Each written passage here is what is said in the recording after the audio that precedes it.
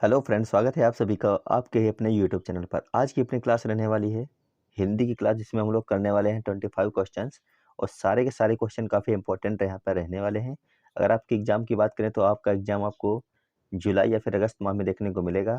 जहाँ तक उम्मीद है कि आपका एग्ज़ाम अगस्त माह में ही होगा, वो भी 20 तारीख के बाद में ही अधिकतर उम्मीद हो रही है एग्ज़ाम की। तो चलिए आज की अपनी प्रैक्टिस की क्लास शुरू करते हैं। अगर आप लोगों ने इन 25 में से 15 से 20 क्वेश्चन कर लिए तो आपकी तैयारी अच्छी मानी जाएगी।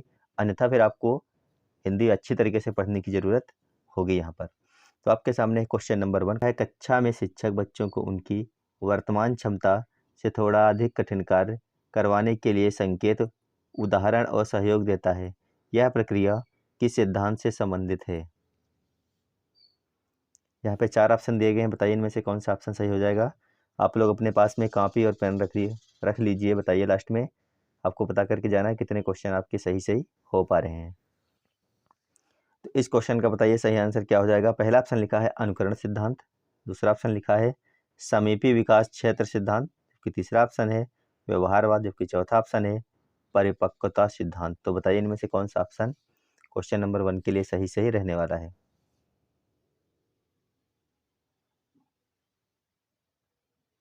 यहाँ पर अगर आप लोग ऑप्शन नंबर बी कर रहे हैं तो आपका बिल्कुल सही होगा, समीपी विकास क्षेत्र सिद्धांत। अगला क्वेश्चन है क्वेश्चन नंबर 2, इसको पढ़िए और इसका आंसर कर दीजिए एक बार। क्वेश्चन लिखा है भाषा अधिगम के संदर्भ में यह कथन किस विचारधारा को दर्शाता है कि बच्चे सामाजिक अंतःक्रिया के माध्यम से भाषा को बेहतर ढंग से सीखते हैं। किस माध्यम से? सामाजिक अंतःक्रिया के माध्यम से भाषा को अच्छे ढंग से सीखते हैं। तो यहाँ पे पहला ऑप्शन है व्यवहारवादी दृष्टिकोण, जबकि दूसरा ऑप्शन है संज्ञानात्मक दृष्टिकोण, जबकि तीसरा ऑप्शन है सामाजिक सांस्कृतिक दृष्टिकोण, जबकि चौथा ऑप्शन है संरचनावादी दृष्टिकोण। तो फटाफट आंसर कर दीजिए एक बार, इनमें से कौन सा रहने वाला है।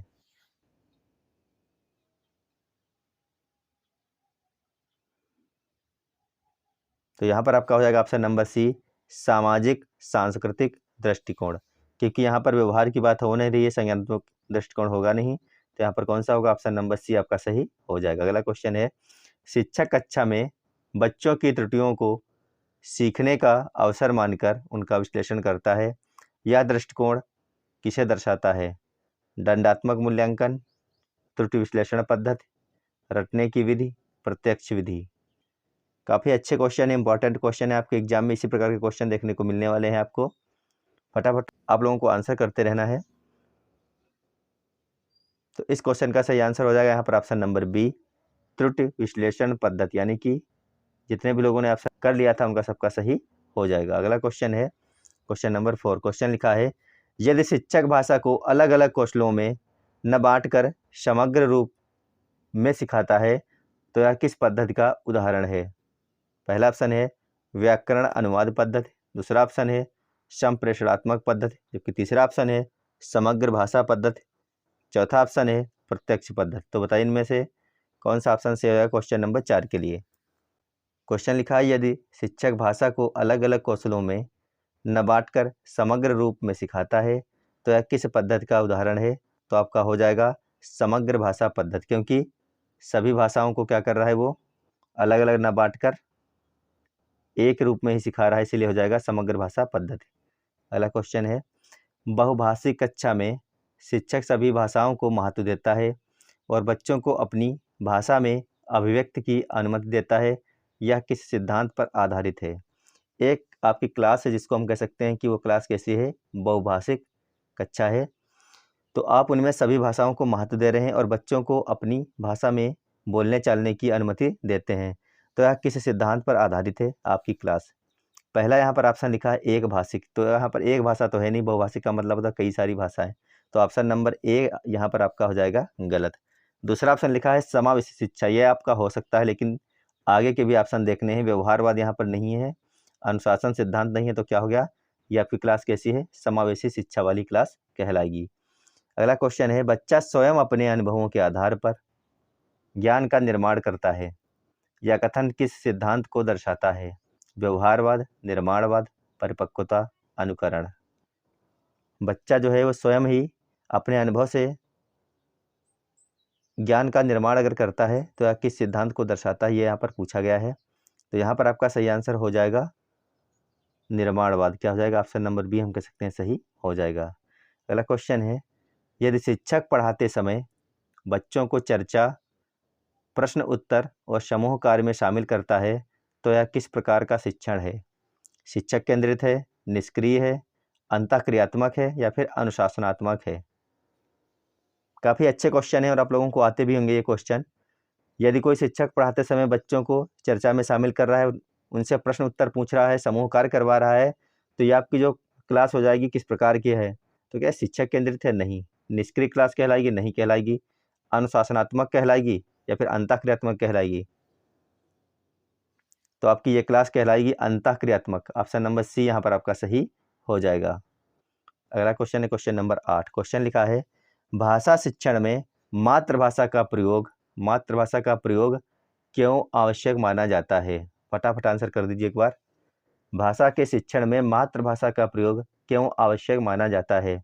पहला ऑप्शन लिखा है इससे समय अधिक लगता है, क्या इसीलिए इसको आवश्यक माना जाता है? नहीं। तो आपका हो जाएगा ऑप्शन नंबर ए गलत। मातृभाषा का प्रयोग करने से समय अधिक क्यों लगेगा, आप ये सोचिएगा। उसके बाद में ऑप्शन नंबर बी है, यह समझ को गहरा बनाता है। ऑप्शन नंबर बी यहाँ पर आपका हो सकता है, लेकिन आगे के भी हमें आंसर चेक करने हैं।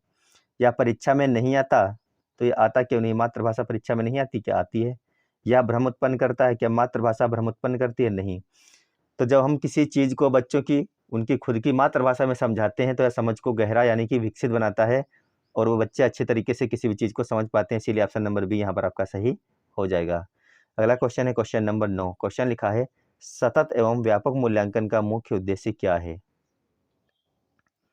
सतत एवं व्यापक मूल्यांकन का मुख्य उद्देश्य क्या हो जाएगा? फटाफट आंसर करते रहिए आप लोग। बताइए इन चार में से कौन सा ऑप्शन सही आपको लग रहा है? केवल जहाँ पे आपको लग जाए वो आपको, जहाँ पे लिखा हो केवल देखते ही काटना है। देखिए इनमें से किस में लिखा है। पहले में हो गया, तीसरे में हो गया, देखिए केवल। जहाँ पे तुलना लिखा हो उसको भी काट देना है। तो आपके पास में बच गया ऑप्शन नंबर बी, और कुछ करने की जरूरत नहीं थी।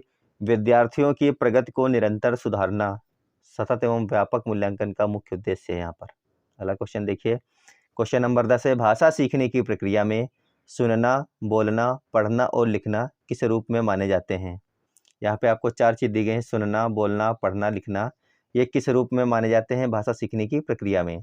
क्या अलग अलग विषय हैं, भाषा कौशल हैं, मूल्यांकन के साधन हैं, केवल परीक्षा के भाग हैं? केवल जहाँ पे लग जाए वहाँ पर आपको देखते ही काट देना था। ये चीज़ आपको हम कई बार अब तक बता चुके हैं। क्लास अच्छी लग रही हो तो लाइक करना, चैनल पर नए तो चैनल को सब्सक्राइब कर लीजिए और अपने साथियों के पास में ज़रूर इसको शेयर कीजिएगा। तो क्वेश्चन नंबर 10 के लिए आप लोगों को बताना है यहाँ पर क्या सही हो जाएगा। तो सुनना, बोलना, पढ़ना, लिखना किस रूप में माने जाते हैं? भाषा कौशल के रूप में माने जाते हैं। ऑप्शन नंबर है यहाँ पर बी आपका सही हो जाएगा। अगला क्वेश्चन है, यदि बच्चा भाषा के नियमों को स्वयं खोजता है, यदि कोई बच्चा भाषा के नियम को अपने आप ही खोज रहा है तो यह किस प्रकार के अधिगम का उदाहरण है? रटकर सीखना? नहीं। खोज आधारित? बिल्कुल हो सकता है। अनुकरण कर रहा है, किसी के पीछे पीछे चल रहा है, किसी के बताए रास्ते पर जा रहा है? नहीं।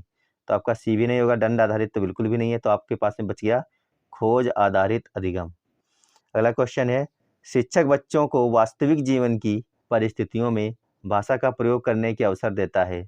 वास्तविक जीवन की परिस्थितियों का मतलब है जिस प्रकार से आप अगर क्लास में बैठे हैं तो उसी क्लास में आपको जो है भाषा प्रयोग करने के अवसर दे रहा है कोई शिक्षक, तो यह किस दृष्टिकोण को दर्शाता है? व्याकरण आधारित दृष्टिकोण है, या संप्रेषणात्मक दृष्टिकोण है, अनुकरण है या फिर परंपरागत है? तो व्याकरण, यहाँ पर व्याकरण की कोई बात हो रही है क्या? नहीं। तो व्याकरण नहीं होगा। अनुकरण की बात हो रही है? नहीं हो रही है। परंपरागत है? नहीं है। कैसा है? संप्रेषणात्मक दृष्टिकोण है। यहाँ पर ऑप्शन नंबर बी आपका सही हो जाएगा। अगला क्वेश्चन देखिए, क्वेश्चन लिखा है, यदि शिक्षक कमजोर विद्यार्थियों के लिए विशेष सहायता कक्षाएं आयोजित करता है तो इसे क्या कहा जाता है? यदि कोई शिक्षक विशेष क्लास आयोजित कर रहा है ऐसे बच्चों के लिए जो कि पढ़ने में कमजोर हैं तो उसको क्या कहा जाता है? क्या समापन मूल्यांकन इसको कहते हैं? नहीं। उपचारात्मक शिक्षण कहते हैं? बिल्कुल। औपचारिक शिक्षा यहाँ पर नहीं होगा, अनुशासनात्मक भी नहीं होगा। क्या हो जाएगा? उपचारात्मक शिक्षण कहलाता है। ऑप्शन नंबर बी यहाँ पर आपका सही हो जाएगा। अगला क्वेश्चन लिखा, देखिए लिखा हुआ है, भाषा प्रयोगशाला का मुख्य उद्देश्य क्या होता है? आंसर बताइए इनमें क्या होगा। भाषा प्रयोगशाला का मुख्य उद्देश्य क्या होता है? केवल जहाँ पे लिखा हो उसको देखते ही काटना, आगे नहीं पढ़ना है। भाषा कौशलों का अभ्यास कराना या फिर परीक्षा लेना, अनुशासन बनाए रखना? तो यहाँ पर आपका सही हो जाएगा भाषा कौशलों का अभ्यास कराना, ऑप्शन नंबर बी सही हो जाएगा यहाँ पर। अगला क्वेश्चन है व्याकरण अनुवाद पद्धति में किस पर अधिक बल दिया जाता है? बताइए इनमें से व्याकरण अनुवाद पद्धति पर किस पर अधिक यानी कि ज़्यादा बल दिया जाता है? बोलने पर, अनुवाद और नियमों पर, खेल पर, चित्रों पर। तो व्याकरण अनुवाद पद्धति पर इन चारों में से जिसके ऊपर सबसे ज़्यादा बल दिया जाता है वो आपका ऑप्शन हो जाएगा अनुवाद और नियम वाला, यानी ऑप्शन नंबर बी सही है यहाँ पर। अगला क्वेश्चन देखिए, लिखा है यदि शिक्षक विद्यार्थियों को समूह में कार्य करने के लिए प्रेरित करता है।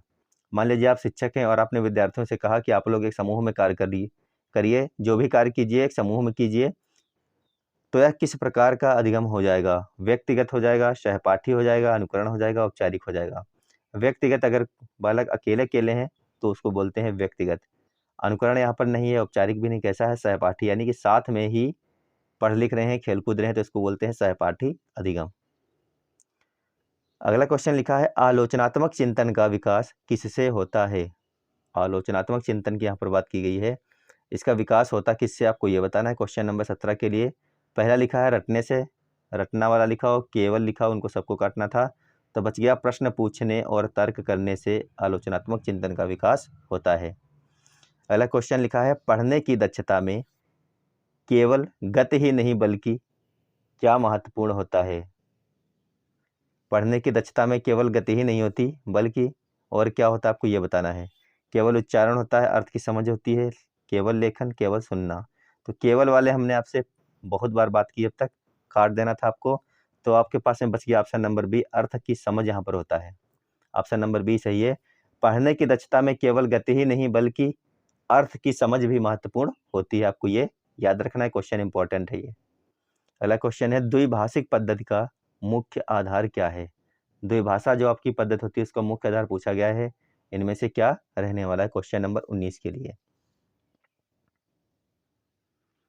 ऑप्शनों को देखिए आप लोग, ऑप्शन पढ़िए। देखिए पहला ऑप्शन लिखा है एक भाषा का प्रयोग, जबकि यहाँ पे लिखा है द्विभाषिक पहले से ही, तो पहला ऑप्शन तो देखते ही काट देना था। नीचे के दो ऑप्शन देख लीजिए आप लोग, लिखा है केवल अंग्रेजी, देखते ही काटना है। केवल केवल लिखा है दोनों में, दोनों कट गया। आपके पास में बच कौन सा गया? दो भाषाओं का समन्वित प्रयोग ही कहलाता है द्विभाषा पद्धति, यानी ऑप्शन नंबर बी आपका यहाँ पर बिल्कुल सही हो जाएगा। अगला क्वेश्चन देखिए, क्वेश्चन नंबर 20 लिखा है यदि शिक्षक बार बार अभ्यास करवाकर भाषा कौशल विकसित करता है तो यह किस विधि का उदाहरण है? खोज विधि है, अभ्यास विधि है, परियोजना विधि है, या फिर चर्चा विधि है? कोई शिक्षक बार बार अभ्यास करवा रहा है और अभ्यास के माध्यम से ही बच्चों के अंदर कौशल को विकसित कर रहा है, तो यह किस प्रकार की विधि कहलाएगी? तो आपकी ये विधि कहलाएगी अभ्यास की विधि, क्योंकि बच्चे बार बार क्या कर रहे हैं? अभ्यास ही कर रहे हैं। ऑप्शन नंबर बी यहाँ पर आपका सही हो जाएगा। अगला क्वेश्चन है पोर्टफोलियो मूल्यांकन में क्या शामिल होता है? फटाफट आंसर करेंगे। पोर्टफोलियो मूल्यांकन में इनमें से क्या शामिल किया जाता है? केवल जहाँ पर दिख जाए उसको उड़ाना था, तो दो ऑप्शन हो गए आपके, केवल केवल। आपके पास में बच गए दो ऑप्शन, ऑप्शन नंबर बी और ऑप्शन नंबर सी। तो बताइए इनमें क्या हो जाएगा? तो पोर्टफोलियो मूल्यांकन में विद्यार्थियों के कार्यों का संग्रह शामिल किया जाता है, ऑप्शन नंबर बी आपका यहाँ पर सही हो जाएगा। अगला क्वेश्चन है समावेशी कक्षा का मुख्य उद्देश्य क्या है? समावेशी जो आपकी क्लास होती है उनका मुख्य उद्देश्य यहाँ पे क्या हो जाएगा?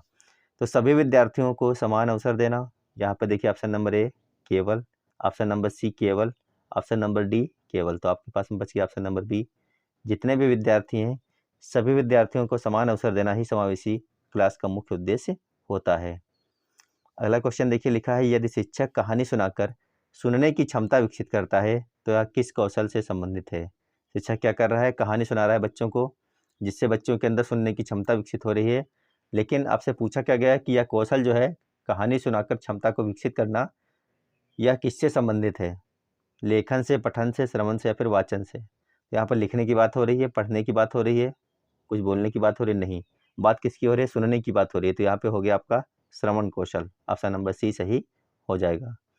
अगला क्वेश्चन है बोलने की क्षमता विकसित करने के लिए सबसे उपयुक्त तरीका क्या है? बात हो रही है बोलने की क्षमता की, तो चुप रहना नहीं, आप चुप हो जाएंगे तो बोल कैसे पाएंगे? संवाद और चर्चा, बिल्कुल आपका यही सही है। बाकी देखिए नीचे सी और डी में क्या लिखा है? केवल। जहाँ पर केवल लिख जाए उन ऑप्शनों को देखते ही काट देना था हमें।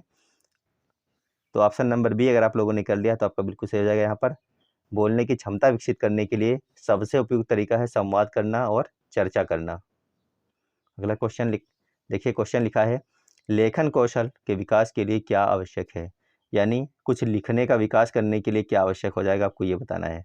तो फटाफट आप लोग आंसर कीजिए और लास्ट में बता करके जरूर जाना है 25 में से आप लोग कितने कर पाए, क्या आप लोग 15 सही सही कर पाए, 20 कर पाए, या फिर 25 के 25 आपके सही हुए हैं।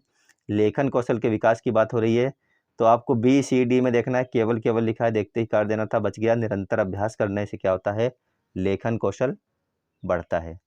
तो आप बता करके जाइए आपके 25 में से कितने क्वेश्चन सही हुए, और आपको क्लास कैसी लगी। क्लास अच्छी लगी तो लाइक जरूर कीजिएगा, चैनल पर नया है तो चैनल को सब्सक्राइब करके जाइएगा। आपको यहाँ पर नियमित रूप से क्लासें मिल रही हैं और आगे भी मिलती रहेंगी। बहुत ही जल्द मैराथन क्लासें भी आपको मिलने वाली हैं। मिलेंगे आपको अगली क्लास में, जब तक आप लोग पढ़ते रहिएगा, स्वस्थ रहिएगा, मस्त रहिएगा। धन्यवाद, बाय बाय।